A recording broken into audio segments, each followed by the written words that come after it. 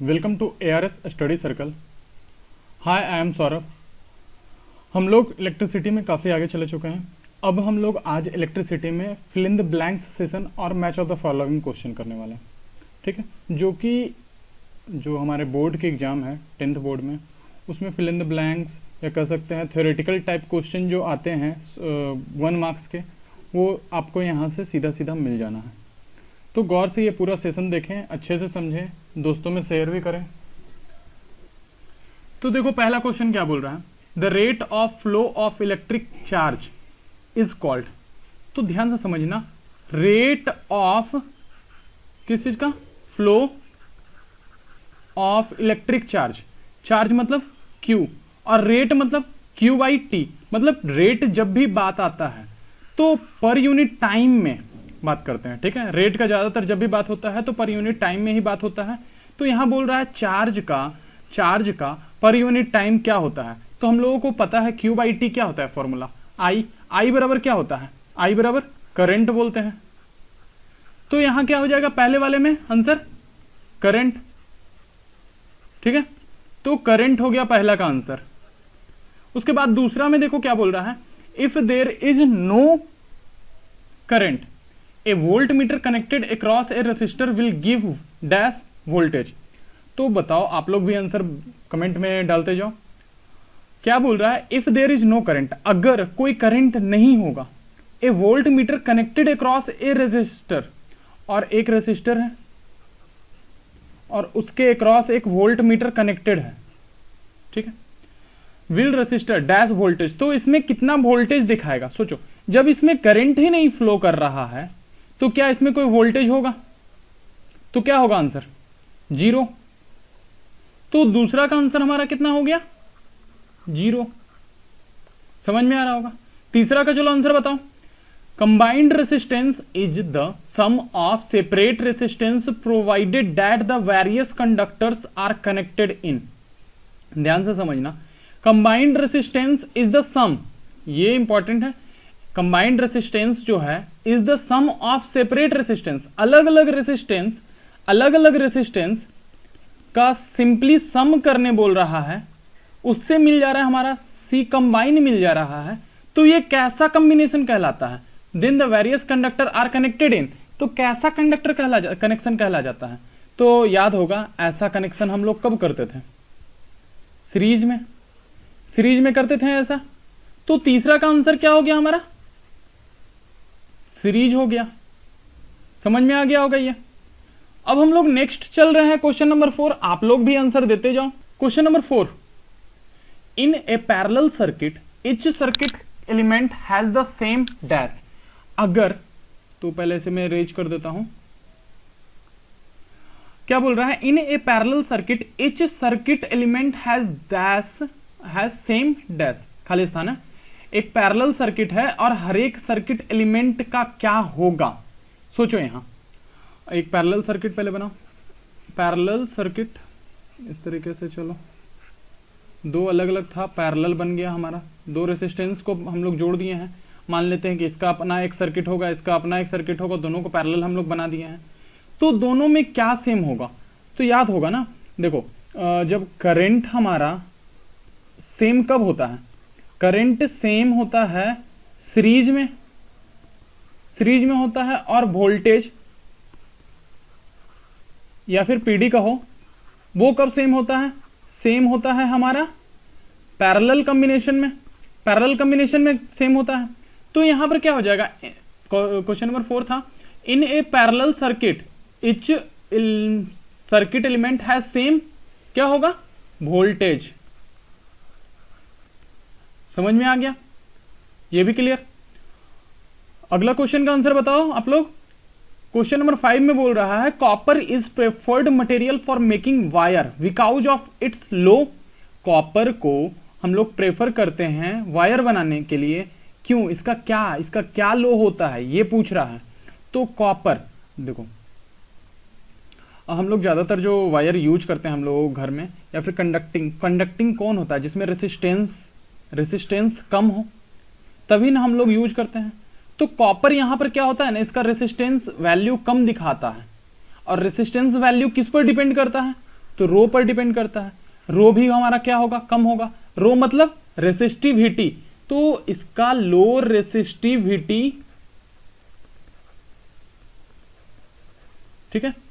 Copper is preferred material for making wire because of its low resistivity, इसका जो resistivity होगा ना वो कम होगा, इसी कारण से हम लोग कॉपर को प्रेफर करते हैं। क्लियर।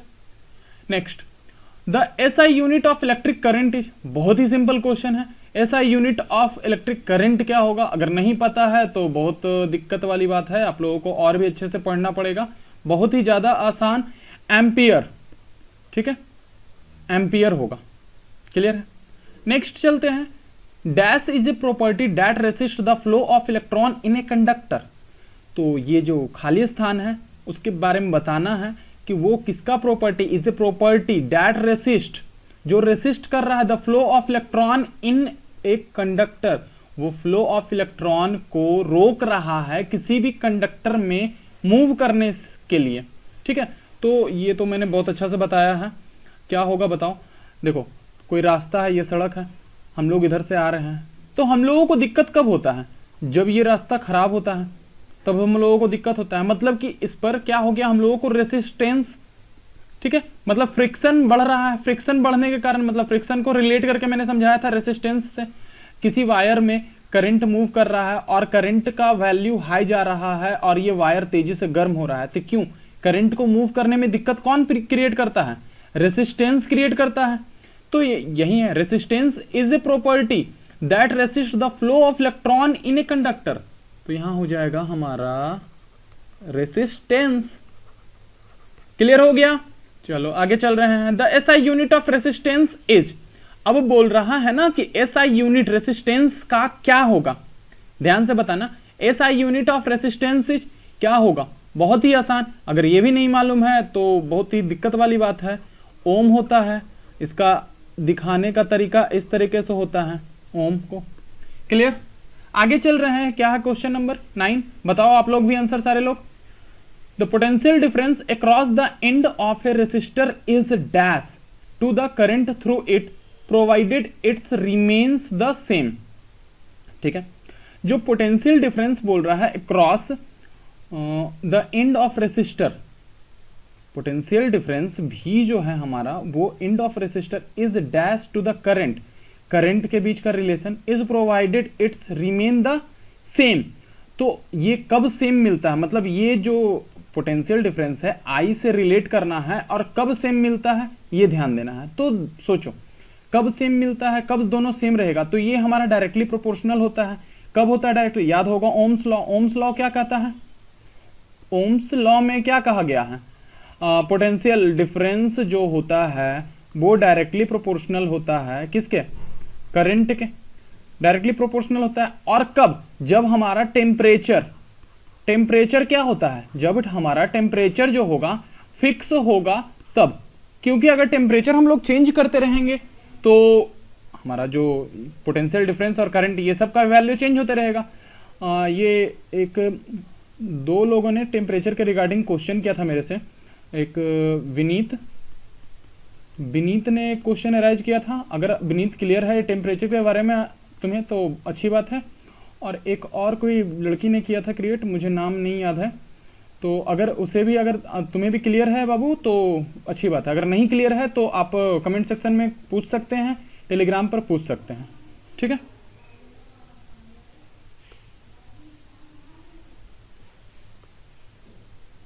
अब आगे देखो क्वेश्चन नंबर, हाँ तो ये अब यहां पर आंसर हो जाएगा डायरेक्टली प्रोपोर्शनल, यहां मैं लिख नहीं पा रहा हूं तो यहां लिख देता हूं मैं, डायरेक्टली प्रोपोर्शनल, और दूसरे वाले में आंसर हो जाएगा क्या, टेम्परेचर हो जाएगा, ठीक है, टेम्परेचर हो जाएगा आंसर, आगे लिख लेना। अब क्वेश्चन नंबर 10 देखो क्या बोल रहा है, क्वेश्चन नंबर 10 का आंसर बताओ जल्दी जल्दी। क्वेश्चन नंबर 10 में बोल रहा है resistance of a conductor depend directly on it's, जो रेसिस्टेंस है कंडक्टर का वो डिपेंड कर रहा है डायरेक्टली ऑन इट्स, रेसिस्टेंस किस पर डिपेंड करता है, डायरेक्टली, याद होगा। इनवर्सली ऑन इट्स, इनवर्सली किस पर डिपेंड करता है वो भी बताना है, किस पर डिपेंड करता है। And also on the dash of the conductor. तो रेसिस्टेंस का फॉर्मूला याद होगा आप लोगों को, क्या है, रो एल अपॉन ए। ठीक है, तो किस पर डिपेंड कर गया डायरेक्टली बताओ जल्दी सा, तो लेंथ के। ठीक है, क्योंकि क्या होता है देखो, आर जो होता है ना ये इक्वल होता है प्रोपोर्शनलिटी साइन, अगर ये प्रोपोर्शनलिटी साइड हटने के कारण ये आ जाता है। ठीक है, तो ऐसे होता है, तो R directly proportional to L और इनवर्सली प्रोपोर्शनल टू ए। ठीक है, तो डायरेक्टली प्रोपोर्शनल टू क्या हो जाएगा हमारा, यहां पर लेंथ हो जाएगा, और इनवर्सली प्रोपोर्शनल ऑन इट्स क्या बोलेंगे हम लोग बताओ जल्दी सा, तो क्रॉस सेक्शनल एरिया बोलेंगे, C S A. Cross sectional area समझ में आता है ना, जैसे ये देखो वायर है, ये इस तरीके का वायर होता है, तो ये जो एरिया कहलाता है ना, इसका एरिया ऐसा वाला, ये वाला एरिया, इसे C S A cross sectional area बोलते हैं। ठीक है, और थर्ड नंबर में क्या हो जाएगा आंसर, ये भी बताओ जल्दी सा, तो on the material of the conductor, तो मटेरियल कंडक्टर के मटेरियल पर ही डिपेंड करता है सारा कुछ। ठीक है, तो क्लियर हो गया ये भी क्वेश्चन। चलो, तो ये जो 10 क्वेश्चन क्लियर हो गया। अगर किसी भी प्रॉब्लम है, अगर ये 10 क्वेश्चन में से किसी में भी प्रॉब्लम है तो आप कमेंट सेक्शन में अपना क्वेश्चन को अराइज कर सकते हैं, डाउट को अराइज कर सकते हैं, और फिर हमारे टेलीग्राम @class 10 फ्री पर आकर के क्वेश्चन को आप पुट कर सकते हैं। ठीक है, आगे चल रहे हैं अब हम लोग। अब क्वेश्चन नंबर 11 देखो क्या कर रहा है, 1 वोल्ट इंटू 1 कूलम, बताओ क्या हो जाएगा। इतना आसान क्वेश्चन है ये, 1 वोल्ट इंटू 1 कूलम। ठीक है, तो अगर नहीं समझ में आता है तो हम लोग क्या करेंगे, सबसे पहले बेसिक चलेंगे। ठीक है, तो याद करो पोटेंशियल डिफरेंस बराबर क्या होता था, सबसे पहला फॉर्मूला पोटेंशियल डिफरेंस बराबर सोचो क्या होता है, W upon Q, work done per unit. Potential difference बराबर होता है ना, किसी चार्ज को एक जगह से दूसरे जगह ले जाने में जो काम करना होता है, किसी चार्ज को एक जगह से दूसरे जगह ले जाने में जो हम लोगों का वर्क लगा, वही तो हमारा पोटेंशियल डिफरेंस होता है। ठीक है, तो क्या हो जाएगा, W is equal to V into Q. ठीक है, W is equal to V into Q. V into Q मतलब कि V मतलब पोटेंशियल डिफरेंस, Q मतलब चार्ज, और यहां वर्क मिल गया, तो यहां पे क्या बोल देंगे, देखो ये वोल्ट है, यूनिट है पोटेंशियल डिफरेंस का, कूलम ये चार्ज का यूनिट है, तो यहां पर हम लोगों को क्या वर्क लिखेंगे या फिर उसका यूनिट लिखेंगे। तो जब यूनिट में दिया हुआ रहे तो यूनिट ही लिखना होता है। ठीक है, ये बहुत इंपॉर्टेंट है, ध्यान देना। यूनिट जब दिया हुआ रहेगा तो यूनिट लिखेंगे, जब उसका टर्म दिया हुआ रहेगा तब टर्म लिखेंगे। क्लियर। 12 नंबर में चल रहे हैं हम लोग। अब 12 नंबर क्या बोल रहा है, potential difference is a dash quantity. तो पोटेंशियल डिफरेंस क्या है हमारा, पीडी क्या है। ठीक है, तो कैसा क्वांटिटी, तो क्वांटिटी हम लोग जानते हैं क्या होता है, एक स्केलर होता है और फिर दूसरा वेक्टर क्वांटिटी होता है। तो कौन सा क्वांटिटी होगा ये सोचो। ठीक है, तो इसे याद करो अच्छे से, ये एक स्केलर क्वांटिटी है। ठीक है, स्केलर क्वांटिटी क्या होता है, इसमें सिर्फ मैग्नीट्यूड है, डायरेक्शन से कोई लेना देना नहीं होता इसमें। ठीक है, तो पोटेंशियल डिफरेंस जो यहां पर है इसके पास डायरेक्शन से कोई लेना देना नहीं होता है ऐसे। Next question number 13, the resistance of A semiconductor dash with increase in temperature. जो रेसिस्टेंस हो रहा है ऑफ ए सेमीकंडक्टर का dash with increase in temperature, क्या होगा, बढ़ेगा या घटेगा, बताओ क्या होगा अगर हम लोग टेम्परेचर बढ़ाएंगे तो। ठीक है, तो टेम्परेचर बढ़ाएंगे तो क्या होगा, यहां रेसिस्टेंस बढ़ेगा या घटेगा, सोचो क्या होगा सेमीकंडक्टर का। तो सेमीकंडक्टर का, अब देखो सेमीकंडक्टर में मालूम है कौन कौन सा आ जाता है, तो सिलिकॉन एक आ जाता है हमारा। ठीक है, तो देखो इसमें क्या होता है, जब हम लोग टेम्परेचर को इंक्रीज करते हैं ना तो रेसिस्टेंस क्या हो जाता है हमारा, डिक्रीज हो जाता है। ठीक है, ये याद कर लेना, ये टेम्परेचर अगर इंक्रीज कर रहे हैं किसका, सेमीकंडक्टर का। ठीक है, टेम्परेचर इंक्रीज कर रहे हैं तो रेसिस्टेंस का वैल्यू डिक्रीज होने शुरू हो जाता है। क्लियर। क्वेश्चन नंबर 14 में अब देखो, क्वेश्चन नंबर 14 में बोल रहा है the SI unit of resistivity. तो एसआई यूनिट ऑफ रेसिस्टिविटी तो निकाल सकते हो, इजिली निकाल सकते हो। आप लोग बताओ जल्दी से निकाल कर। जो लोग ऑफलाइन देखते हैं वो कमेंट सेक्शन में जरूर इसका आंसर दें क्वेश्चन नंबर 14 का। वैसे मैं बता देता हूं, देखो आर बराबर रो एल बाई ए, ठीक है, आर बराबर रो एल बाई ए है, तो रो में तो क्या होता है, हम लोगों को क्या इसका यूनिट पूछ रहा है, तो उसको अकेले कर दो, उसको अकेले करेंगे तो क्या हो जाएगा, आर ए बाई एल हो जाएगा, ठीक है, आर ए बाई एल हो जाएगा। तो फिर सोचो आर के जगह क्या लिखेंगे, आर हमारा रेसिस्टेंस होता है, तो ओम, एरिया का क्या होता है यूनिट, मीटर स्क्वायर, और लेंथ का मीटर, तो रो इज इक्वल टू क्या आ गया, ओम, और ये मीटर स्क्वायर है, एक मीटर कट जाएगा तो क्या बच जाएगा, मीटर। तो हमारा यूनिट क्या आ गया, rho is equal to ohm metre, ऐसे भी लिख सकते हो, ओम मीटर, ऐसे भी लिख सकते हो, तो यहां लिख लो ओम मीटर। क्लियर हो गया ये। क्वेश्चन नंबर 15 का आंसर बताओ जल्दी। क्वेश्चन नंबर 15 देखो क्या बोल रहा है, physical quantity represented by coulomb per second is.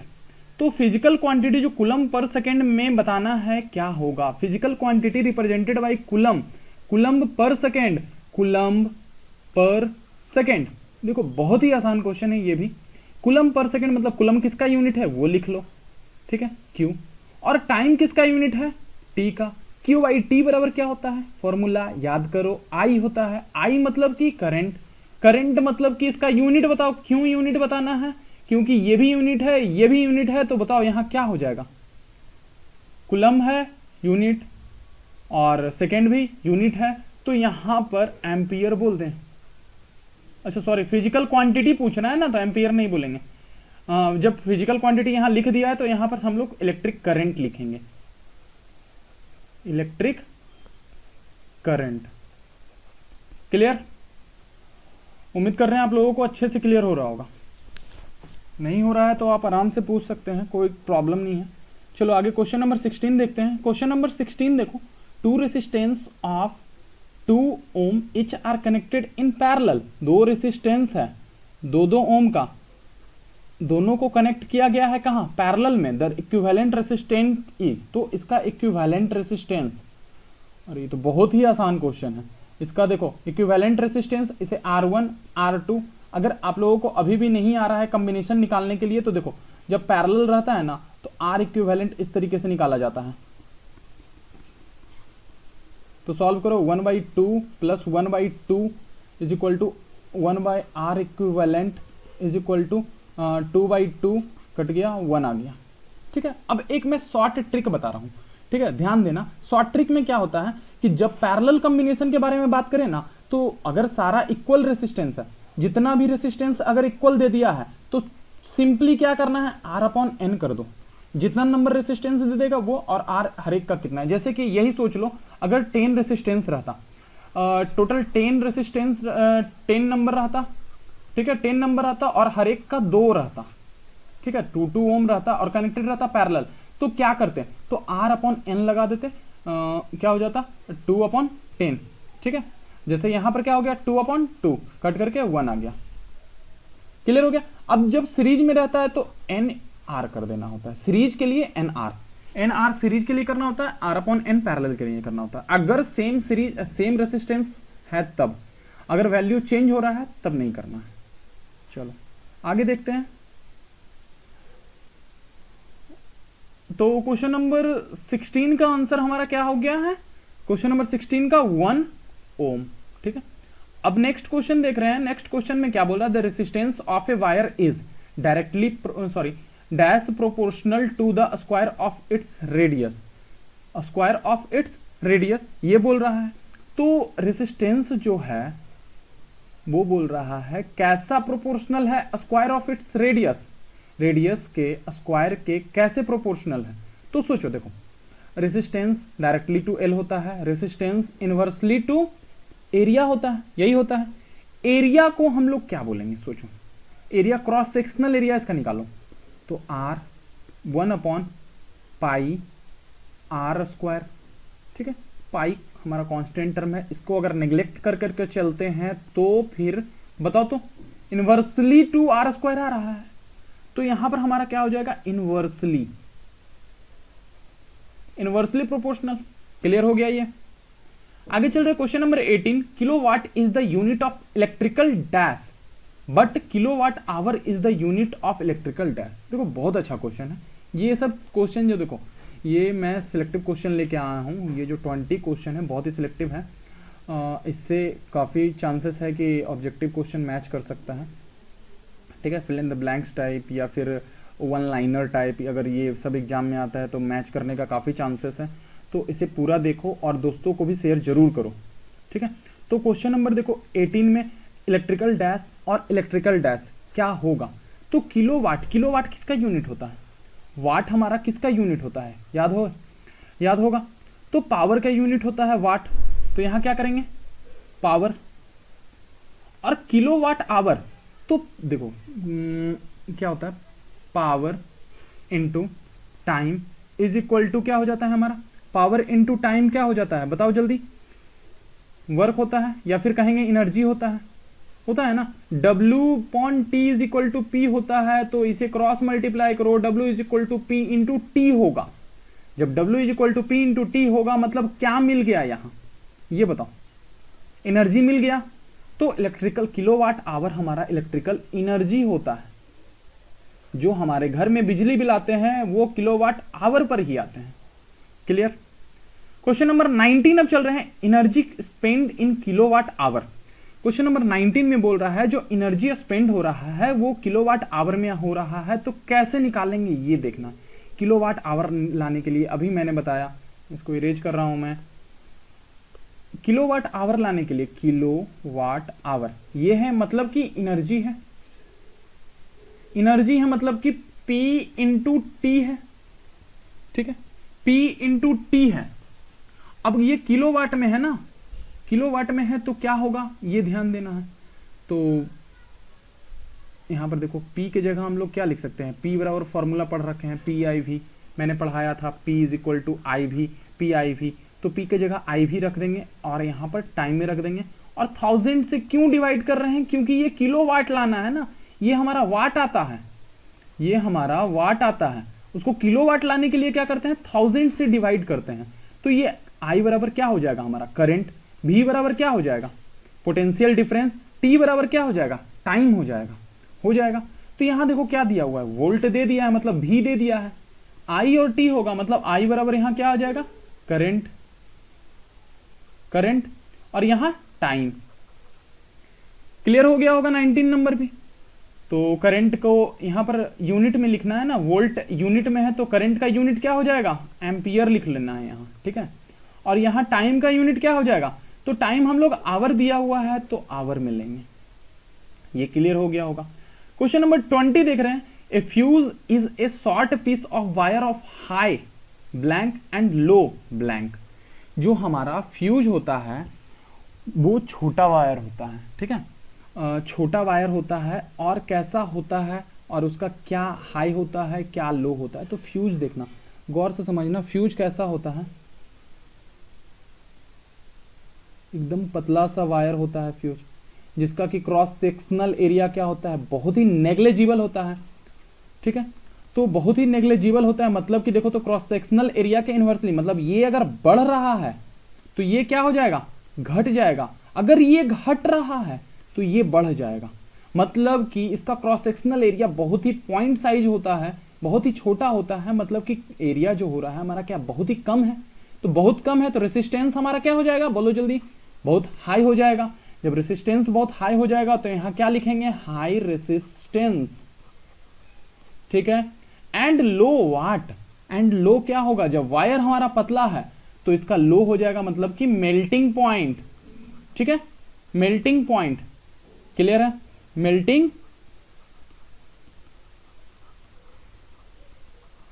Point समझ में आ गया।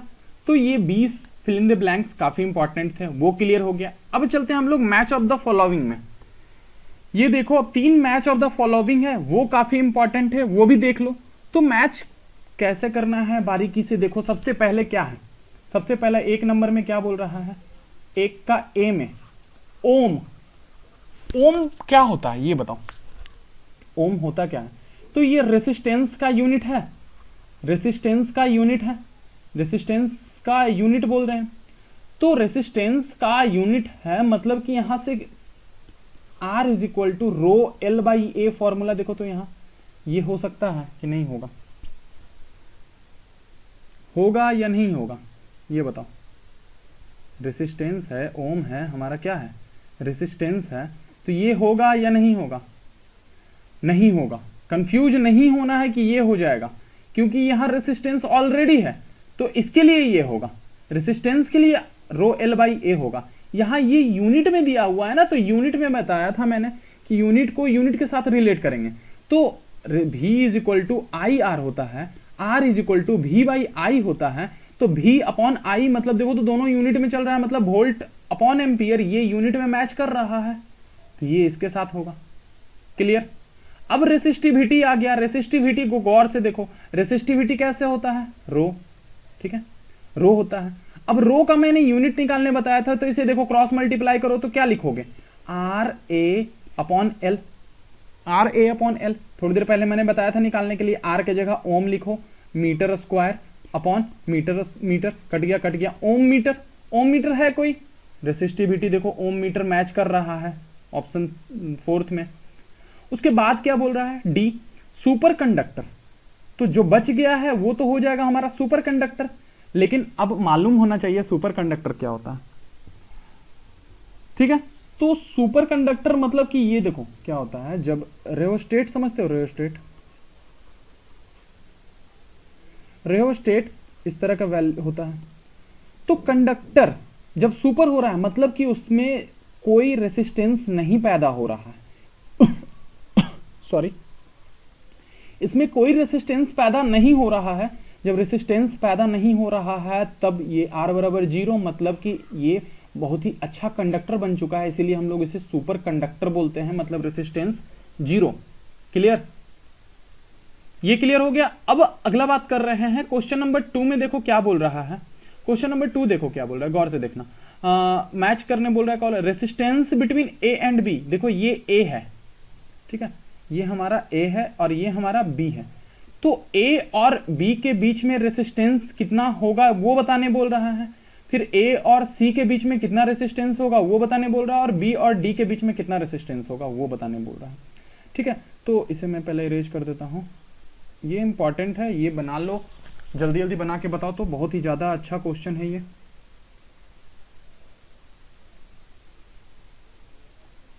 तो देखो फिगर पहले मैं बनाता हूं, इस तरह का है,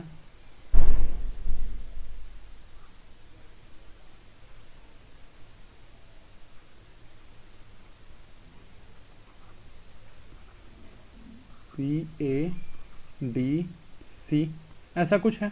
अब बोल रहा है रेसिस्टेंस ए और बी के बीच में, ए और बी के बीच में रेसिस्टेंस कितना होगा ये पूछ रहा है। तो देखो गौर से, ये उस दौरान हमारे लिए ये इतना, ये दोनों सीरीज में आ गया, ठीक है।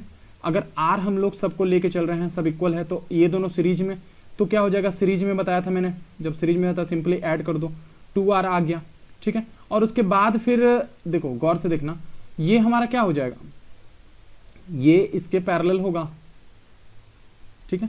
तो क्या हो जाएगा, ये देखो 1/2R plus 1/R is equal to, यहाँ से 2R plus 1 plus 2 is equal to 3/2R, मतलब 2R/3 आ गया। अब यहाँ तक आ गया, अब यहाँ तक आ गया, ये वापस से सीरीज में है, तो इसे ऐड कर दो R, तो कितना आ जाएगा, 5R/3 आ गया, 5R/3 आ गया। अब ये फिर से पैरेलल आ गया ये, ठीक है, ये वाला लास्ट वाला रेसिस्टेंस जो हमारा फिर से पैरेलल आ गया है, तो फिर से पैरेलल आ गया, तो फिर से पैरेलल में देखो क्या हो जाएगा, तो 1/R प्लस 3/5R, यहाँ से रेसिस्टेंस कितना हो जाएगा, 5R एलसीएम आ जाएगा, यहाँ से 5 और plus 3 is equal to 8/5R, जब इक्विवेलेंट हो जाएगा तो 5R/8।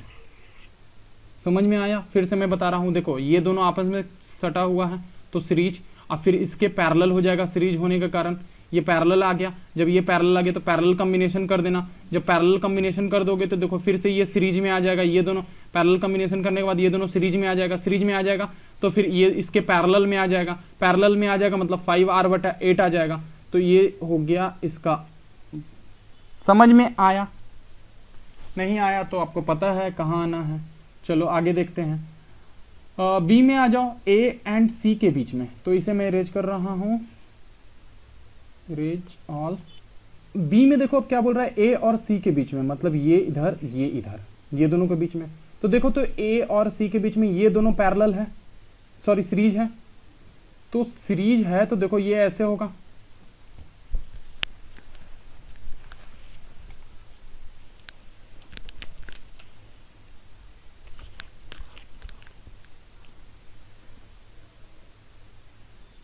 सीरीज है ये दोनों, तो क्या हो जाएगा, दो को देखो 2r आ जाएगा। ठीक है, इस तरह से मैं कर रहा हूँ दोनों सीरीज में जुड़ने के बाद। और ये हमारा बीच में r है, और फिर से ये दोनों भी सीरीज में दिख रहा है मुझे, तो 2r ये दोनों भी हो गया। अब यहाँ से ऐसे कर करके है। ठीक है, तो देखो तो तीनों आपस में पैरेलल हो गया, तो आसान अब मुझे लग रहा है देखने में। तो 1/2r plus 1/r plus 1/2r, LCM कितना हो जाएगा 2r, 1 + 2 + 1 = 4/2r, काट दिए 2/r मतलब r/2। देखो तो इसका ये हो गया, इसका ये था। अब लास्ट देखो जो बच गया b और d के बीच में r हो जाएगा, b और d, ये देखना गौर से, b और d। ठीक है, b और d। अब देखो एक ये दोनों के बीच में मतलब ऐसे और ऐसे, इरेज कर रहा हूं मैं पहले, तब क्लियर दिखेगा।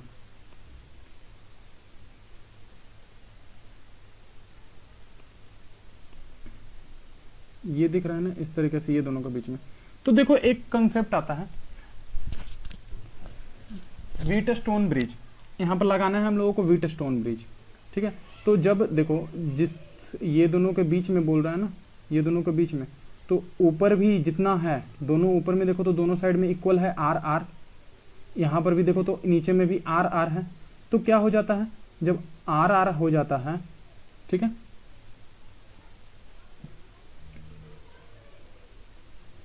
तो ये वाला जो सेक्शन है ना गायब हो जाता है, ये गायब हो जाएगा। तो फिर गायब हो जाएगा तो फिर कैसा हो जाएगा, व्हीटस्टोन ब्रिज में ध्यान से समझना क्या होता है, जो मैं बोल रहा हूं फिर से सुनो। ऐसा है, तो व्हीटस्टोन ब्रिज में ये आर है, ये भी आर है, ये भी आर है, ये भी आर है, ये भी आर है। इसके और इसके बीच में बोल रहे हैं निकालने के लिए, तो ध्यान देखना इधर और इधर इक्वल है, इधर और इधर इक्वल है। रेशियो अगर इक्वल हो जाता है तो ये बीच वाला गायब हो जाता है, तो हमारा कैसा हो जाएगा, ऐसा हो जाएगा।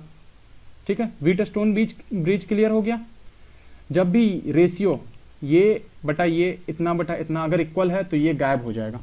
ठीक ना, तो रेशियो यहाँ पर इक्वल हो गया है, तो गायब हो जाने के कारण ये हो गया। अब क्या आ गया, आर आर आर आर, ऊपर वाला दोनों सीरीज में, नीचे वाला दोनों सीरीज में, तो 2r और नीचे में भी 2r, फिर दोनों आपस में पैरेलल, ऊपर वाला फिर 2r, नीचे वाला दोनों भी आपस में पैरेलल, तो 2r बटा 2 है टोटल, तो 2 कट करके r आ गया। तो हमारा क्या आ गया, ये हो गया। क्लियर ये भी। अब हम लोग लास्ट क्वेश्चन, आज के वीडियो का हमारा लास्ट क्वेश्चन है, वो देख लेते हैं। देखो क्या बोल रहा है, resistance of resistance box, resistance of A resistance box. ठीक है, पहला है फ्यूज वायर, बल्ब और इंसुलेटर। ध्यान से देखो, सबसे पहले हम लोग क्या करेंगे इसमें, ये बारीकी से देखना होगा। तो सबसे पहले इसमें आसान कौन सा लग रहा है ये सोचो। ठीक है, सबसे पहले आसान कौन सा लग रहा है वो सोचो। तो देखो ये थोड़ा सा याद करने का है, तो इसे अच्छे से याद कर लो, मैं इसका आंसर बारीकी से बताता हूं। देखो resistance of A resistance box का हो जाता है टंगस्टन हो जाएगा हमारा, सॉरी मैग्नानीन हो जाएगा। ठीक है, resistance of A resistant box, resistance box का मैग्नानीन हो जाएगा। उसके बाद फिर फ्यूज वायर, फ्यूज वायर का कब होता है, तो tin lead alloy, sorry fuse wire, हाँ ठीक है, फ्यूज वायर हो जाएगा, टीन लीड एलॉय का हो जाता है रेसिस्टेंस फ्यूज वायर। और फिर हमारा बल्ब जो होता है, बल्ब तो सबको मालूम है टंगस्टन होता है। और इंसुलेटर, इंसुलेटर हम लोग किस चीज का बना सकते हैं, प्लास्टिक, ग्लास, इसी सब चीज का बना सकते हैं। तो ये हो गया हमारा, मैच कर गया। तो क्लियर हो गया ये भी। ठीक है, तो आज का सेशन हम लोगों का यहीं समाप्त होता है। अगर आप लोगों को अच्छा लग रहा हो तो प्लीज शेयर करें, सब्सक्राइब करें, लाइक का बटन जरूर दबाएं और कमेंट भी करें। Thank you.